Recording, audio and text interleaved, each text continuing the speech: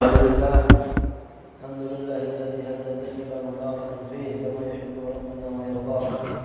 أشهد أن لا إله إلا الله وحده لا شريك له، وأشهد أن سيدنا ونبينا محمدا عبده ورسوله الذي بعده.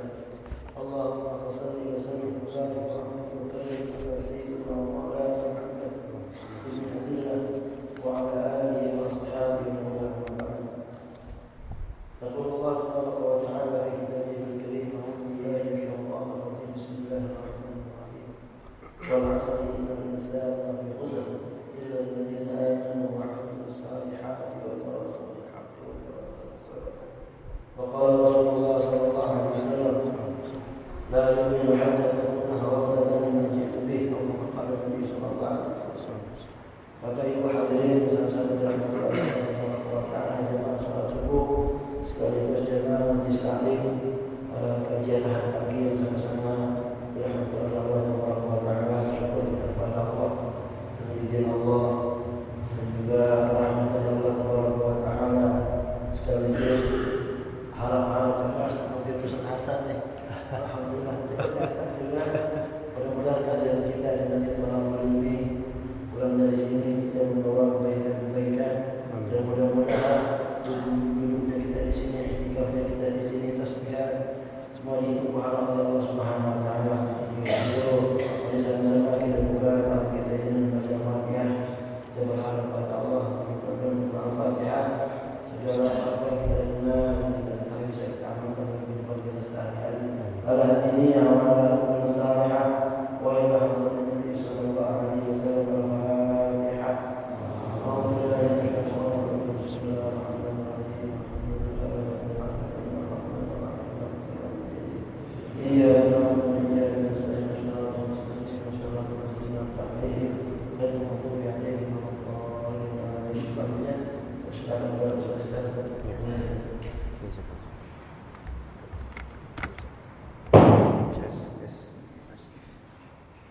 Bismillahirrahmanirrahim.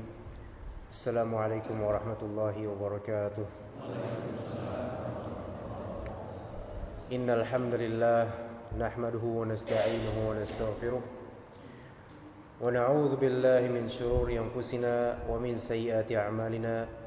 May yahdihillahu fala mudilla lahu wa may yudlil fala hadiya lahu. Asyhadu an la ilaha illallah wahdahu la syarika lahu wa asyhadu anna Muhammadan abduhu wa rasuluhu la nabiyya ba'dah. Allahumma salli wa sallim ala nabiyyina Muhammad wa ala ali Muhammad kama sallaita ala Ibrahim wa ala ali Ibrahim fil alamin innaka Hamidum Majid. Sebelumnya minta maaf mungkin keterlambatan sekian menit Pak, karena memang saya mengiranya 5:30 mulai. Kemudian juga portal perumahan masih tutup ya, jadi nggak bisa awal-awal datang. Tapi alhamdulillah kita datang tepat insyaallah, walaupun sedikit terlambat. Ya mudah-mudahan tetap kita bisa terus menjalankan ini, meneruskan kajian untuk kajian bulanan ini, yang mana kali ini kita masih insyaallah berbicara tentang permusuhan syaitan terhadap anak cucu Adam.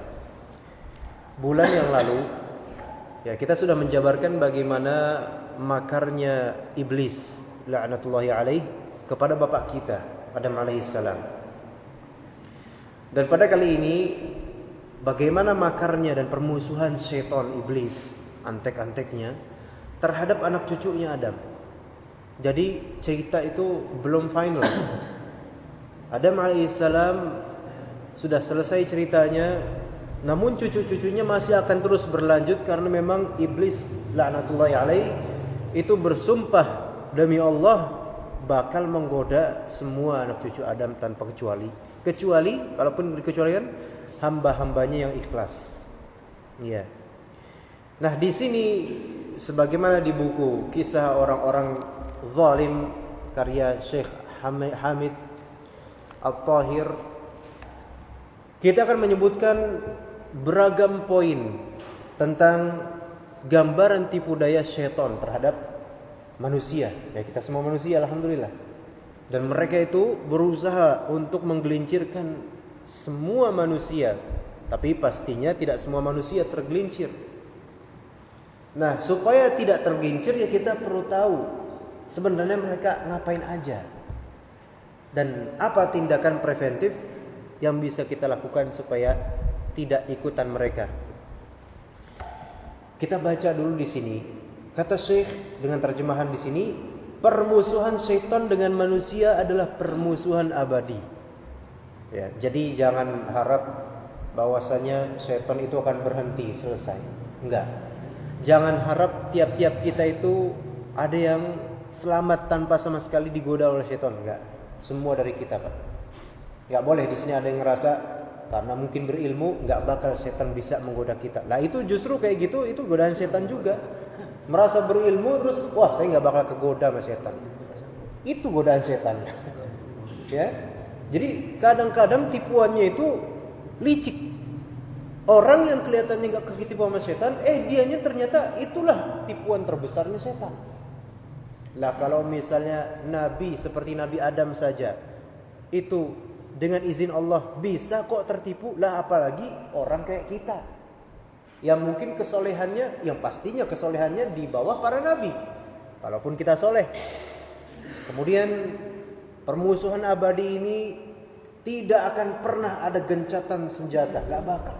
Setan menyerah, gak usah deh lu godain dia, susah, malas cari yang lain. Ya itu mungkin ada, tapi ada setan lainnya yang bakal menggoda, tergantung level keimanan dia. Juga tidak ada perdamaian antara keduanya. Misalnya kita ketemu dengan setan, ya setannya nampakin diri misalnya genderuwo gede gitu, terus dia bilang, wah saya takut sama kamu, saya damai saja sama kamu. Nggak ada itu ceritanya itu, nggak ada. Pasti setan itu menipu. Allah Subhanahu Wa Taala berfirman di surat Yasin ayat ke-60. Alam a'had ilaikum ya bani Adam alla ta'budu syaitan innahu lakum aduwwum mubin. Bukankah aku telah memerintahkan kepada kalian wahai anak cucu Adam agar kalian tidak menyembah syaitan. Loh emang ada Pak orang menyembah syaitan? Ada, tapi dikit. Tapi yang menyembah syaitan dalam artian taat kepada syaitan, ya itu banyak. Mayoritas manusia itu banyak yang taat kepada hawa nafsunya yang mengikuti syaitan. Ini ibaratnya kayak menyembah syaitan. Sudah Allah peringatkan kepada kita semua, jangan ikuti hawa nafsu. Inna nafsa la'ammaratun bisu. Hawa nafsu itu seringkali menunjukkan kepada keburukan. Segala jenis keburukan yang penting buruk. Makanya kalau misalnya kita punya selentingan pikiran buruk, jangan dituruti, jangan dikeluarin, jangan dilakuin. Kenapa? Karena itu adalah salah satu panah-panah syaitan supaya kita terjerumus ikut dia ke neraka. Na'udzubillah. Kata Allah Subhanahu Wa Taala, innahu lakum aduwwum mubin. Sesungguhnya syaitan itu musuh yang nyata bagi kamu. Ya yang nyata di sini bukan dari segi penampakan, tapi dari segi tipuan, dan itu bagi orang yang berilmu dan mengetahui. Jadi kata Allah tadi apa? Sesungguhnya syaitan itu musuh yang nyata. Nyata di sini apakah kelihatan itu syaitannya? Enggak kelihatan. Kita ada pikiran jahat, apakah kita ngelihat ada syaitan di samping kita sambil bisikin gitu? Enggak kelihatan. Loh, terus nyatanya di mana? Nyatanya bukan di penampakan mata, tapi nyata bagi orang yang berilmu dan punya pengetahuan tentang tipu daya setan. Oleh karena itu, mengetahui tipu daya setan itu wajib, bukan untuk diamalkan, tetapi untuk dihindari supaya kita nanti jangan ikut-ikutan. Iya. Nah, kemudian dalam hadis Safiyah radhiyallahu anha disebutkan bahwa Nabi sallallahu alaihi wasallam, Pak. Salawat ya. Nabi sallallahu alaihi wasallam, jawab Pak. Sallallahu alaihi wasallam. Atau Allahumma shalli wa sallim alaihi boleh. Beliau bersabda, "Inna syaitana yajri min ibni Adam majrad dammi min al-uruq." Sesungguhnya syaitan itu berjalan pada tubuh anak cucu Adam melalui apa? Aliran darahnya. Nah, kita semua punya aliran darah. Makanya kita kan tahu nih Pak, misal nih, kalau kita pergi ke kebun. Kayak ini yang mau dibangun tol ini kan dulunya kebun itu. Kan banyak ular di situ kan. Kalau misalnya nih ada ular berbisa, biasanya di situ kobra katanya. Kita digigit. Ya. Kemudian panik, lari-lari, panik. Berarti kan itu aliran darahnya sedang naik turun kan. Nah, semakin cepat darah itu ke jantung, maka malah justru semakin membahayakan dirinya. Kenapa? Karena semakin cepat racunnya naik. Nah, itu kalau misalnya kita disengat racun ular, semakin bahaya kalau kita langsung meningkat emosinya, kemudian panik. Begitu juga dengan setan yang telah Rasulullah kabarkan, setan dari kalangan jin itu mengalir melalui aliran darah. Oleh karena itu, kalau di antara kita ada yang sedang marah, emosi, ya, itu tahan. Kenapa? Karena marah dan emosi itu salah satu celah terbagusnya setan untuk menguasai kita. Makanya kadang-kadang orang itu seperti kesurupan kalau misalnya dia lagi marah. Bahkan sebagian ulama mengatakan, kamu kalau misalnya mau tahu kayak gimana cerminan setan dalam dirimu, coba bercermin ngaca pas lagi marah, pasti jelek. Ya kan? Coba Pak, pas lagi marah, ngamuk, sebel sama istri atau sama anak atau sama siapa sebel gitu, coba ngaca, lihat, nah itu setannya itu, gitu kan? Nggak ada orang marah sama ini, nggak ada orang marah kayak gitu, marah gitu. Nah itu setannya, seperti itu cerminannya. Karena setan itu sangat suka dengan orang yang mudah terpancing emosinya, darahnya itu langsung ke jantung cepat. Nah setelah itu mudah setan untuk menyerupinya. Makanya kadang-kadang orang kalau udah marahnya tingkat tinggi, itu kadang keluar darinya seluruh isi kebun binatang. Kadang keluar darinya kalimat-kalimat kotor, jorok yang tidak dia pikirkan sama sekali sebelumnya. Itu karena apa? Itu sebenarnya kesurupan. Ya kesurupan kan nggak mesti gitu. Kadang kesurupan itu bentuknya emosi yang tidak bisa terkendali. Karena udah dikendalikan oleh siapa? Oleh setan. Makanya kalau misalnya kita mendengarkan kabar sedih atau dibuat marah, orang yang menang dan bisa memenangkan jiwanya dari setan adalah orang yang sabar. Sabar itulah kunci kemenangan. Tidak sabaran itu adalah kunci apa? Kunci kehancuran nantinya. Kata Rasulullah kan kita sudah pernah mendengar al-ajalatu minasyaiton. Ketergesaan itu dari setan. Ya. Dan kemudian al-waqar yaitu ketenangan itu dari Allah Subhanahu wa taala. Kemudian oleh sebab itulah syaitan bisa dengan mudah membisikkan kejahatan kepada kita, anak cucu Adam. Membisikkan tipu dayanya. Dan terkadang syaitan membukakan beberapa pintu kebaikan dengan tujuan agar manusia dapat terjatuh ke dalam perangkapnya yang keji. Kadang-kadang nih Pak, ada orang punya khadam. Ya khadam di sini maksudnya dari jin. Atau dia punya teman setan lah dari kalangan jin. Kemudian jin itu membisikkan, itu dia itu orang jahat loh, hati-hati. Kemudian ternyata terbukti benar dia orang jahat. Oh, bisikan jin ini benar juga. Ya. Kemudian kamu amalkan begini, ini bagus. Ternyata benar, bagus amalannya. Tapi lama-lama apa? Manusia ini jadi percaya bisikan jin itu. Lama-lama jin itu yang tadinya jujur, ya kata jinnya, nggak apa-apa, gue jujur sekarang. Ntar kalau dia udah percaya sama gue bakal bohongin dia. Nah kayak gitu. Jadi jangan, pokoknya kalau misalnya ada yang punya teman dari kalangan jin, ya atau biasa dengar bisikan, jangan diturutin. Bisikan dari setan kerasaannya jangan diturutin. Hilangkan itu semua. Jadi setan itu punya yang namanya khutuwat. Kata Allah Ta'ala, wala tattabi'u khutuwatis syaitan. Dan janganlah kalian mengikuti khutuwat. Apa itu khutuwat? Khutuwat itu adalah step. Apa artinya? Langkah. Syaitan itu kadang-kadang kan memprediksikan orang ini, mempelajari. Dia ini berilmu nih. Kalau misalnya saya serang dari sisi ininya, dia tahu. Gimana ya caranya? Dipikir sama syaitan. Jadi benar-benar rajin itu untuk menyesatkan manusia. Dipikir-pikir, oh saya tahu caranya, step by step.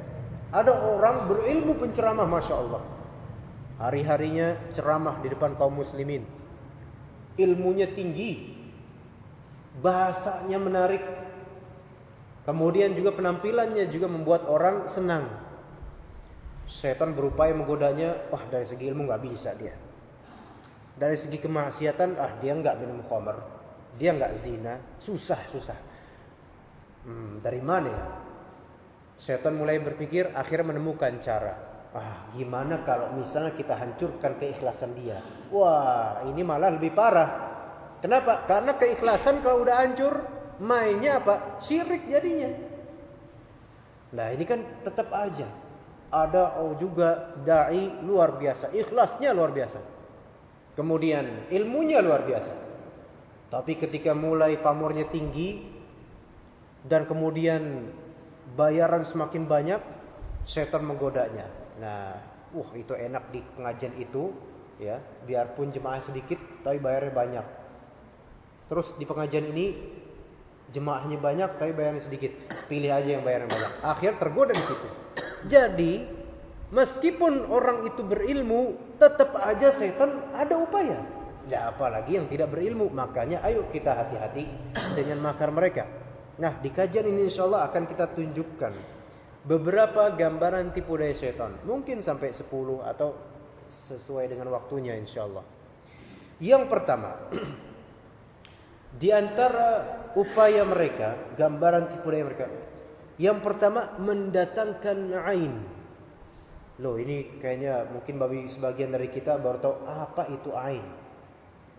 Ain itu mata kan? Ain itu mata. Tetapi maksudnya di sini, ain adalah penyakit yang disebabkan perasaan orang. Lebih karena pandangan mata orang. Karena kita tahu mata itu kan jendelanya hati. Ya, misalnya saya kerja, Bapak kerja, ya maksudnya antum kerja, saya tuh kinerjanya bagus, sampai bos saya meningkatkan bonus gaji saya karena kinerjanya yang luar biasa. Nah kemudian Bapak ini ngelihat hasad. Ketika kita bertemu, mata itu saling memandang. Saya memandang Bapak dengan pandangan biasa aja, tapi Bapak memandang saya, ada di situ ada semacam iri, dengki. Mulai kena saya. Akhirnya besoknya saya sakit. Itu bisa itu terjadi Pak. Kadang-kadang kita itu sakit demam tiba-tiba nggak jelas. Itu bisa karena pandangan mata orang yang kadang kita nggak sadari. Tiba-tiba sakit gitu aja, besoknya puyeng, nggak bisa kerja, bahkan stres bisa. Itu ada yang seperti itu. Itu satu kasus, gara-gara pandangan mata dengki. Ada kasus lain, gara-gara kekaguman seseorang terhadap orang lainnya. Masya Allah. Contoh misalnya bapak dan ibu-ibu sekalian kan biasa punya bayi ya. Nah bayi itu biasa kan kalau kita udah punya bayi senangnya alhamdulillah, bersyukur sama Allah. Kemudian kita pengen pamerin, ya wajar. Kita ke tetangga ke sebelah jalan ya. Kemudian nanti ketemu dengan orang-orang, lucu banget bayinya, lucu banget bayi. Orang-orang pada nyubitin, terutama ibu-ibu. Pas pulang dari jalan-jalan itu, bayi yang nangis dahsyat enggak berhenti-berhenti. Demam, dibilang demam, enggak, dibilang enggak sakit, tapi nangis terus enggak berhenti-berhenti. Disusuin enggak mau. Diklonin enggak mau. Pokoknya semua enggak mau. Kecuali setelah dibacain banyak ayat baru diam. Apa penyebabnya? Ini penyebabnya bukan karena penyakit fisik, Pak. Karena ada sesuatu yang sifatnya seperti hubungan manusiawi, tapi ada campur tangan setan di situ. Ini yang disebut ain. Penyakit yang datang dikarenakan pandangan mata yang dibawa dari perasaan. Baik perasaan iri ataupun perasaan kagum. Jadi yang benar adalah kalau kita ketemu dengan bayi yang lucu itu, kita boleh mengaguminya, ya wajar karena memang kita suka. Tapi kemudian doakan berkah. wah masya Allah mudah-mudahan berkah, atau sebut lafal atau zikir masya Allah bayi ini gitu. Supaya apa? Supaya bayi tersebut tidak terkena penyakit ain. Ya penyakit apa namanya Pak? Ain. Udah pernah dengar belum sebelumnya? Ada yang udah pernah, ada yang belum mungkin. Tapi sini kita kasih tahu. Penyakit ain karena pandangan mata. Oleh karena itu ada seorang sahabat Pak masuk surga karena enggak mengirim ain kepada sahabat-sahabatnya. Yaitu ketika Rasulullah SAW, ya dijawab Pak SAW, ketika Rasulullah SAW duduk bersama para sahabatnya, Rasulullah bilang, para sahabatku, lihat bentar lagi bakal ada seorang calon penghuni surga. Para sahabat, pada kepo langsung. Siapa nih? Pas dilihat, ini dia bakal dilihat. Pas yang datang ternyata sahabat biasa, jalannya kucuk-kucuk sambil tangannya megangin sendal dia ke masjid. Ya biasa, orang biasa, sahabat biasa. Bukan sahabat tokoh kayak enggak, biasa aja, orang biasa, rakyat biasa. Para sahabat ini yang benar, para sahabat bingung deh. Kayaknya dia biasa aja deh. Besoknya gitu lagi. Sahabatku, para sahabatku, lihat bentar lagi bakal ada calon penghuni surga datang. Dia lagi yang datang. Sampai ketiga kalinya kayak gitu juga. Akhirnya salah seorang sahabat penasaran. Ini gak bisa didiemin nih, Rasulullah sampai ngabarin 3 kali gini. Ini berarti ini ada apa-apanya nih. Ana pengen tahu apa sih ritualnya, apa sih amalan dia, wiritan dia tuh apaan sih, kok bisa Rasulullah bilang calon penghuni surga. Ana pengen. Nah habis itu nginep di rumahnya. Assalamualaikum. Waalaikumsalam. Afwan mas, ana boleh gak? Ini ana ada masalah sama keluarga. Boleh gak nginep di tempat antum? Fadol. Gak apa-apa. Nginep sampai 3 harian. Siang, pagi, malam. Dilihat, diperhatikan sama sahabat yang menjadi pengintai ini. Perasaan dia biasa aja, nggak ada zikir yang lebih gitu. Malah kayaknya saya lebih rajin dari dia. Sholat malam juga biasa aja, nggak sampai apa, biasa aja. Akhirnya kemudian di hari yang terakhir dia pamit. Dia nanya, saya mau pamit aja lah. Terus bahkan dia mengatakan kepada pemilik rumah itu, akhi, gini, ana sebenarnya nginep 3 hari di sini tuh pengen tahu apa? Pengen tahu rahasia apa sih yang diantum? Rahasia apa maksudnya katanya? Rasulullah itu sampai 3 hari ngabarin antum tuh calon penghuni surga. Sebenarnya apa sih ritual antum? Pengen tahu deh aneh. Kata dia, aneh nggak ada apa-apaan perasaan. Enggak ada apa-apaan, biasa aja kayak antum juga. Oh gitu ya. Ya udahlah, ana pamit deh ya. Yuk. Pas sudah mau pergi, dipanggil lagi. Mas, bentar. Ana kasih tahu deh. Gini. Ana enggak pernah bermuamalah sama orang, interaksi sama orang. Kemudian ana menyimpan sedikit pun dari perasaan sebel sama orang, enggak pernah. Semua yang telah berbuat zalim, yang menyakitkan ana maafin. Jadi perasaan ini nih apa? Plong. Yaitu insyirahus sadr, yaitu dadanya tuh enak dah. Jadi ama fulan, bahkan yang zalim sama saya pun saya maafin semuanya. Enggak pernah saya marah. Enggak pernah saya menyimpan dendam sama orang. Ini berarti kalau memandang orang dengan pandangan persaudaraan. Enggak ada dengan pandangan licik atau dengan pandangan merendahkan. Atau dengan pandangan antum itu kan enggak seperti saya. Antum belum ngaji, antum kan antum di mana sih ngajinya? Antum itu pandangan kayak gitu kan menyimpan apa? Keburukan di hati, dan orang yang dipandang juga bakal sakit. Tapi yang ini sahabat ini enggak ada. Jadi lurus aja, semua orang tuh sama, baik insyaallah semua orang bagi dia. Maksudnya dia maafin semuanya, dia doain semuanya. Itu yang membuat dia masuk surga itu. Yaitu apa? Muamalahnya benar sama orang, muamalahnya baik. enggak menyimpan dendam. Makanya di surat Al-Hasyr ada doa yang bagus.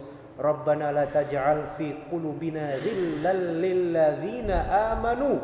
Ya Rabb kami, la taj'al fi qulubina, jangan engkau jadikan di kolbu-kolbu kami ghil. Apa itu ghil, Pak? Ghil itu perasaan sebel, dengki. Ada sebel gitu sama ini mas ini. Bajunya baru lagi, atau mas ini, dia kemarin kontrakannya udah pada bayar tuh. Aduh, banyak fasilitasnya tuh. Atau perasaan nggak suka gitu sama orang, atau melihat kekurangan orang aja, nggak ada. La taj'al fi qulubina ghillan lil ladzina amanu, sama-sama orang beriman. Jangan sampai ada perasaan sebel negatif di sini. Lah itu yang bakal mengantarkan orang ke surga. Jadi walaupun dizalimin, maafin. Wal kadhiminal ghaidha wal 'afina 'anil nas. Yaitu orang-orang yang kadhiminal ghaidh. Kadhim itu menahan, al-ghaidh gejolak marah di sini, tahan. Wal 'afina 'anil nas, dan yang memaafkan manusia. Ini calon penghuni surga katanya. Sehingga ketika dia dadanya itu lapang sama semua orang, ketika menatap mata orang itu enggak dengan tatapan sebel. Tatapan itu oke-oke aja. Nah ini, kalau misalnya ada perasaan sebel, setan tuh bakal ngomporin tuh. Dikomporin sama setan. Ya, kemudian dihasut dan seterusnya. Itu yang pertama tadi dari makar setan, tipu daya setan. Rasulullah SAW bersabda dalam sebuah hadis diriwayatkan oleh Imam Abu Dawud, yang maknanya ain itu adalah benar adanya. Ia didatangkan oleh syaitan dan juga disebabkan oleh hasad atau dengkinya kepada anak cucu Adam. Ada yang kedua, gambaran tipu daya syaitan yang kedua, memasukkan keraguan terhadap Allah, sebagaimana dalam sebuah hadis riwayat Abu Hurairah radhiyallahu anhu, yang maknanya manusia akan senantiasa saling bertanya-tanya di antara mereka, sampai seorang dari mereka berkata, ada bisikan nih. Biasanya kan kita dapat bisikan pikiran-pikiran. Ada bisikan, Allah menciptakan makhluk. Kan ada pikiran ini, siapa yang menciptakan langit? Kita jawab Allah. Siapa yang menciptakan bumi? Kita jawab Allah. Siapa yang menciptakan binatang? Kita jawab Allah. Siapa yang menciptakan kita? Kita jawab Allah. Kemudian Allah itu menciptakan makhluk kan? Siapa yang menciptakan Allah? Ada pikiran gitu. Kalau barang siapa yang menemukan pikiran semacam itu pada dirinya, hendaklah ia mengucapkan aku beriman kepada Allah, dan dia kemudian ta'awudzubillahi minasyaitonir rajim, karena itu bisikan dari syaitan. Supaya apa? Supaya kita ragu. Di antara bentuk keraguan, Pak, dan ini biasa menerpa orang-orang, ya kita bapak-bapak terutama atau ibu-ibu, tentang nasib. Ya, kok saya nggak kaya sih? Atau kok saya kaya tapi kok kayaknya hati nggak tenang?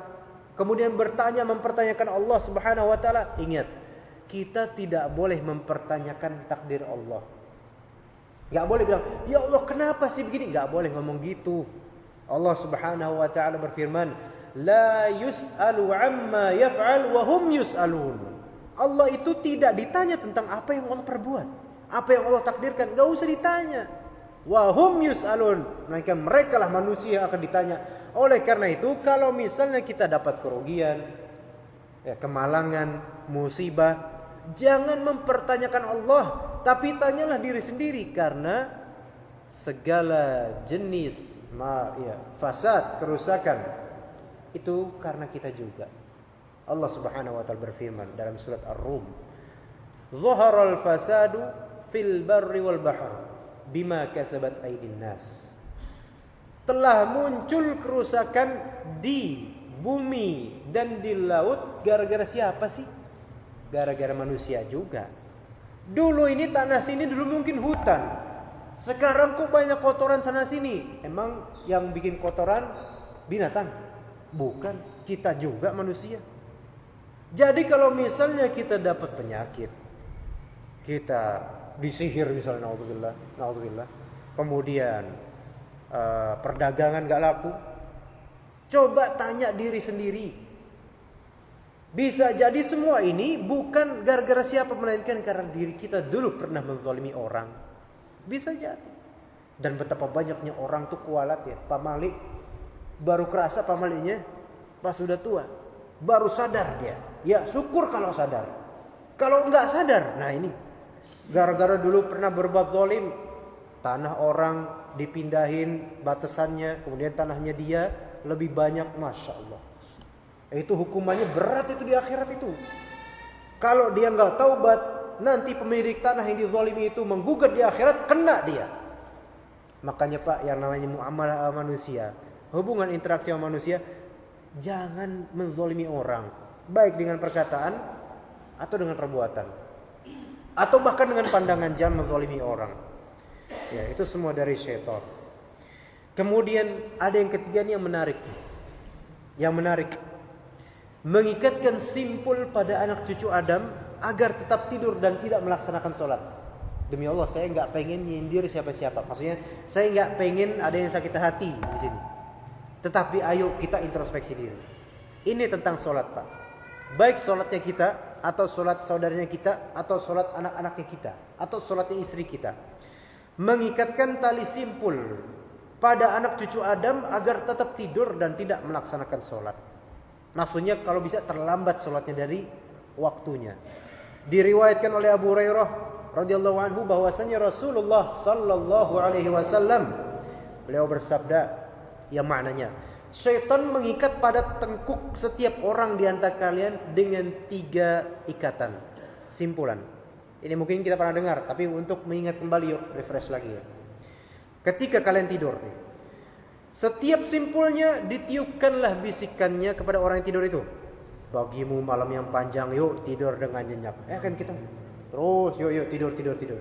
Ya mungkin enggak dengan bahasa itu, tapi perasaannya masih panjang. Kadang-kadang digambarin di pikiran kita, oh kita udah sholat subuh kok tadi. Ya kan? Kadang-kadang gitu. Kadang-kadang gue udah sholat subuh belum ya? Oh udah tadi, udah digambarin gambarannya bahwa tadi udah sholat subuh di pikiran. Itu setan itu, padahal sebenarnya belum. Ditipu kita. Na'udzubillah. Nah, jadi bagimu malam yang panjang, yuk terus tidur dengan nyenyak. Maka apabila ternyata ia bangun, nah ini yang langkah yang benar. Bangun dan menyebut nama Allah, yaitu doa bangun tidur. Apa doa bangun tidur ya? Alhamdulillahilladzi ahyana, bukan at'amana. Ahyana ba'dama amatana wa ilaihi nusyur. Segala puji bagi Allah yang telah menghidupkan kita setelah mematikan kita. Ini amatana di sini tidur itu mati kecilnya kita. Nah, dan kepadanya kita kembali nanti insyaallah. Nah, kalau misalnya dia bangun, paksain bangun, kemudian doa menyebut nama Allah, maka terurailah, terlepas satu simpul. Berarti udah bebas belum, Pak? Udah bebas belum? Belum. Masih ada berapa? Masih ada 2. 2 lagi nih. Kemudian apabila ia berwudu, terurailah satu simpul lagi. 2 udah. Udah bebas belum? Belum. Tadi udah wudu ya. Itu udah doa, udah wudu. Masih 1 lagi nih. Nah, yang terakhir, dan kemudian apabila ia sholat, terurailah simpul yang terakhir. Ya sini alhamdulillah jemaah udah pada sholat semua, terutama yang laki-laki. Ya, alhamdulillah. Sekarang mas saya sholatnya di mana nih kalau subuh nih? Saya wallah nggak pengen nyakitin siapa-siapa. Cuman ayo kalau misalnya mumpung nih hari Minggu misalnya, yang biasanya sholatnya di rumah, kalau subuh, ayo dah. Sehari hari Ahad mumpung libur, ya sholat di masjid, jangan di rumah. Atau kalau bisa, dan ini yang top banget insyaallah, setiap pagi sholat subuh di masjid. Di masjid, jangan di rumah. Ya kalau perempuan baiknya di rumah, cuman kalau mau ke masjid silakan, asal tidak mengumbar fitnah. Ya, jadi itu. Jadi step pertama bangun tidur doa. Bangun tidur buka Facebook ini malah. Ya. Bangun tidur langsung ngetik TV, update status lah, baru bangun tidur nih, gitu kan? Apa pagi-pagi kayak gitu? Nah, bangun tidur doa dulu. Ya kemudian wudu. Sholat, hilang tuh tadi 3 simpul itu. Nah, maka ia berpagi hari dalam keadaan bersemangat dan bersih jiwanya. Itu bagi orang yang pengen semangat. Kita pengen gak semangat tiap hari? Ya pengen. Gimana caranya? Bangun tidurnya bener. Kalau bangun tidurnya dari awal udah gak bener, lihat pemuda-pemuda sekarang. Tadi malam nih malam minggu nih, wah begadang kemana-mana, bawa ondel-ondel sama sini. Wah paginya bangun jam berapa? Ini kalau kita perhatiin Pak ya, kita ini yang muda ya, semoga Allah memperbaiki kita semua dan juga anak-anak muda ini. Orang Barat, kita tuh ikutin orang Barat. Orang Barat itu bangun subuh boro-boro, tapi mereka bangunnya paling jam 7, jam 8. Ini sekali ikutin orang Barat melampaui keburukan orang Barat. Orang Barat bangun jam 7, ini bangun jam 10. Berarti kan lebih parah ini jadinya. Masya Allah. Padahal Islam itu mengharuskan sholat subuh tepat pada waktunya. Ini malah sholat subuh enggak, bangun sampai jam 10. Masya Allah. Hidup buat apa gitu kan. Tapi semoga Allah Ta'ala memberikan kebaikan pada generasi muda ini. Ya, supaya nanti kalau misalnya generasi muda ini enggak baik-baik, Indonesia mau dipimpin sama siapa selain mereka ini? Iya, cerminannya kan, miniaturnya kan sekarang anak-anak muda itu. Subhanallah, semoga Allah berhidayah kepada kita dan juga mereka. Amin. Nah, jadi bangun tidur itu penting. Ada manhajnya, ada kronologinya, ada metodenya dalam Islam. Jadi Islam gak sembarangan. Orang buang air saja diatur kok. Bangun tidur ya diatur. Itulah Islam. Dan itu semua supaya menghindar dari apa? Godaan syaitan. Kalau misalnya kita ini tidak bangun sholat dan tidak juga ibadah, zikir setelah bangun tidur, maka ia berpagi hari dalam keadaan kotor jiwanya dan malas. Itu kan kita juga ngerasain Pak. Sholatnya telat subuh gitu kan, jam 7 atau jam 6 baru bangun. Masya Allah. Kalau misalnya bapaknya kayak gini, anaknya jangan tanya Pak. Makanya yuk saya ajak di sini bareng-bareng, diri saya pribadi terutama, kemudian bapak-bapak dan ibu-ibu sekalian. Ya contohkan pada anak-anak kita. Bangun tidur yang benar, baca doa, ajarkan doa. Kalau misalnya nggak hafal ya baca pakai teks atau ditaruh, dipasang di dinding, ya kan bisa. Ngingetin anak-anak kita. Ya, karena itu mereka itu anak-anak kita itu ladang Pak, ladang yang subur buat nanti di akhirat. Kalau anaknya soleh kan kita bisa didoain nanti kalau kita udah wafat. Kalau misalnya kita wafat, siapa lagi yang doain kita selain anak yang soleh dan istri yang soleha? Apakah tetangga mau doain kita? Belum tentu. Ya, gitu kan. Kemudian yang keempat, ini juga tak kalah menariknya nih. Jadi tadi tentang tidur, yang keempat ini tentang makan dan minum. Yang keempat, ternyata setan itu dari kalangan jin bukan dari manusia, ikut serta bersama manusia dalam hal makan dan minum yang tidak disebutkan nama Allah padanya, yaitu enggak ngucapin bismillah. Lah kalau misalnya enggak ngucapin bismillah itu berarti ada dong setan yang ikut. Ada, yakin. Diriwayatkan, tapi kita enggak usah nyari, enggak kelihatan dia ya. Minum enggak ngucapin bismillah, mana setannya, mana ditantang, enggak kelihatan. Tapi jelas yakin setan ikutan minum. Diriwayatkan dalam hadis riwayat Ibnu Abbas radhiyallahu anhuma, dia berkata Rasulullah SAW bersabda, iblis berkata, wahai Rabbku, tidak satupun dari makhlukmu melainkan telah engkau tentukan rizki dan penghidupan baginya. Nih lihat, iblis tuh ngomong, wahai Allah Rabbku, mengakui Allah sebagai Rabbnya, tapi tetap kafir dia. Tidak ada satupun dari makhlukmu melainkan telah engkau tentukan rezeki dan penghidupan baginya. Nah ini berarti iblis sendiri tahu bahwasanya rizki itu semua dari Allah Subhanahu wa taala. Tahu. Maka iblis bertanya, lantas apakah rizkiku ya Allah? Maka Allah menjawab, segala yang tidak disebutkan nama Allah itulah rizkimu. Bapak kalau misalnya kerja tiap hari Pak, bismillah enggak Pak? Lah enggak bismillah ya? Kerja tiap hari naik motor, bismillah enggak Pak? Bismillah dulu. Bismillahi tawakkaltu 'ala Allah. Allah lindungin habis itu. Sebelum makan bismillah. Nanti insya Allah kalau bapak-bapak makan atau minum, bismillah dulu. Ingat, bismillah dulu. Jangan masa ini masjid kok enggak ada, enggak bakal ada setan. Tetap ada. Lah orang ada setan namanya khonzab. Siapakah itu khonzab? Setan khonzab adalah setan spesialis gangguin orang sholat. Entah sholatnya di masjid, entah sholatnya di rumah, di genteng, di mana aja. ada setan jenis khonzab yang kita nggak bisa ngelihat, tapi dia spesialis gangguin orang sholat gimana aja, walaupun di masjid. Lah berarti masjid bisa dong masuk setan di situ. Ya itu urusan Allah Subhanahu wa taala yang hanya Allah yang tahu. Tapi memang Allah titipkan ujian ini kepada kita semua. Makanya kadang-kadang kita kalau main game seriusnya minta ampun. Sampai detail poin-poinnya kita tahu. Tapi di dalam sholat, pikiran semua kemana-mana. Itu setan khonzab namanya yang menggoda kita. Na'udzubillah. Nah, jadi setan ini ya berusaha mengais rizki dari apa yang kita makan dan kita minum, namun kita tidak ucapkan bismillah sebelumnya. Ya ini berlaku bagi laki-laki ataupun perempuan ataupun anak kecil. Makanya tetap anak kecil harus dididik untuk membaca bismillah sebelum makan atau minum. Nah, hal ini berarti juga bahwa setan akan selalu ikut serta bersama manusia hingga dalam hal menggauli istrinya. Waduh. Nah, dalam hal menggauli istrinya pun setan bisa ikut campur. Tapi kita nggak ngelihat. Kalau kita ngelihat kita kabur duluan, nggak jadi, hilang nafsunya, ya kan? Oleh karenanya ada sebuah hadis yang diriwayatkan oleh Ibnu Abbas radhiyallahu anhu yang menyebutkan tentang doa Nabi sallallahu alaihi wasallam pada saat melakukan hubungan suami istri dengan tujuan untuk menjauhkan setan darinya. Ini yang bapak-bapak atau ibu-ibu yang belum hafal wajib hafal nih. Ya, yang udah bersuami atau udah beristri, kalau yang masih bujangan ya hafallah, persiapan Pak ya. Nah, tapi yang bapak-bapak nih yang belum hafalin Pak. Waduh.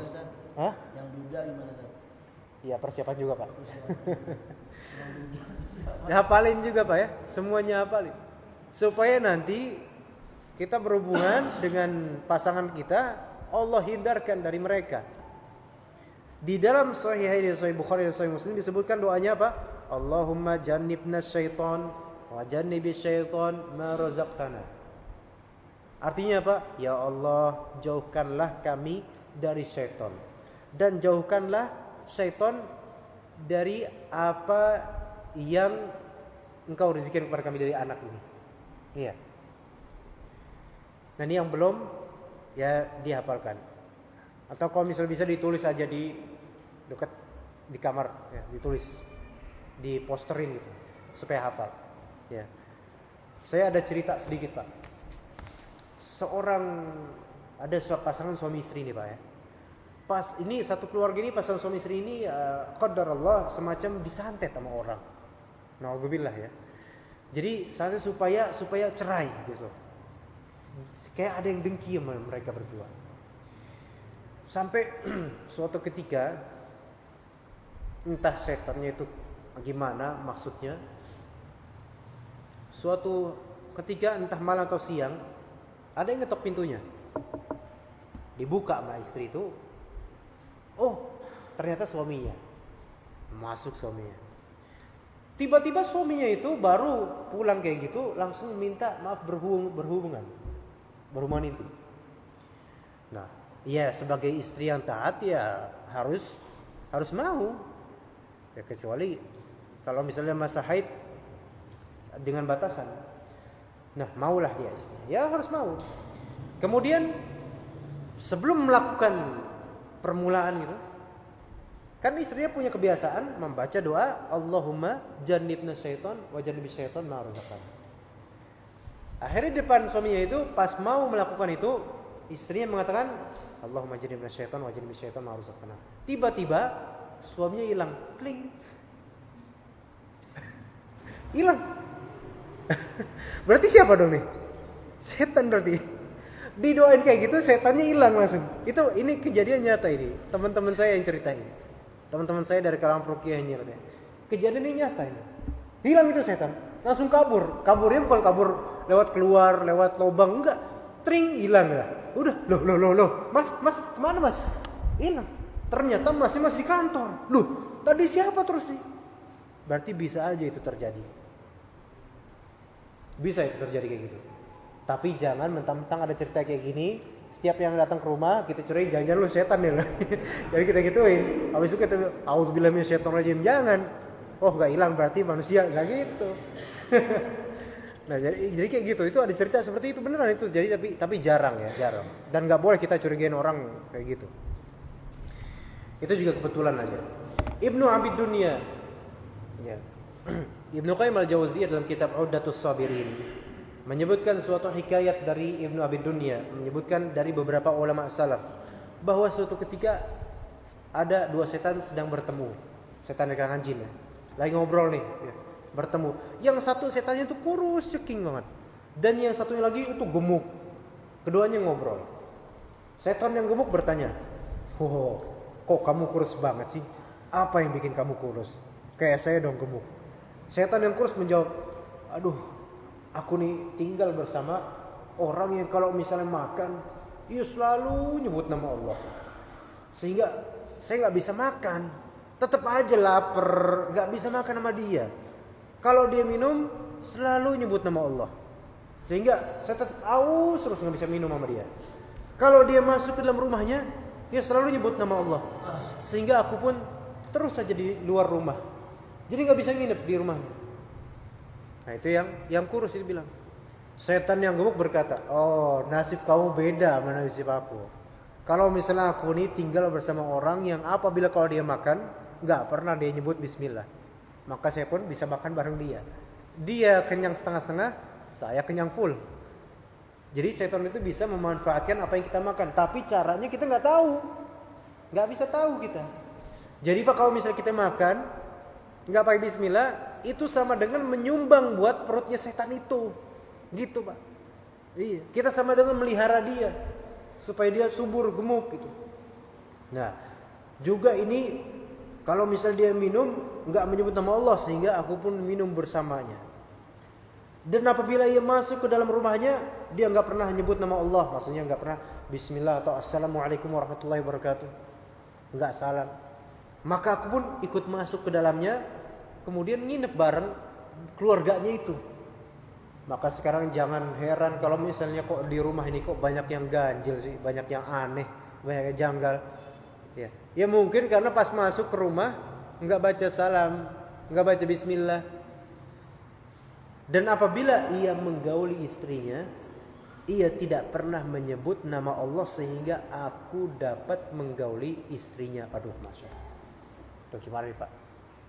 Ya tapi ya udah, yang udah berlalu, misalnya kita dulu mungkin jahil nggak tahu, ya udah. Tapi sekarang kan kita udah tahu. Nah nanti kalau misalnya mau mempraktekkan harus baca bismillah atau harus baca Allahumma jannibna syaitan wa jannibis syaitan ma razaqtana. Ternyata syaitan itu bisa memberikan kontribusi kekuatan dalam berhubungan ini. Beneran itu Pak. Beneran.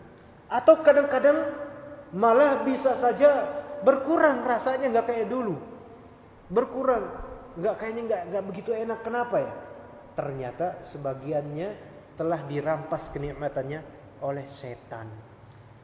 Nah, jadi ini penting nih kayak gini. Jangan mau kita dirampas hak kita oleh setan dari makanan, minuman, tempat tinggal, hubungan suami istri. Na'udzubillah. Baik. Kira-kira sampai sini aja Pak ya.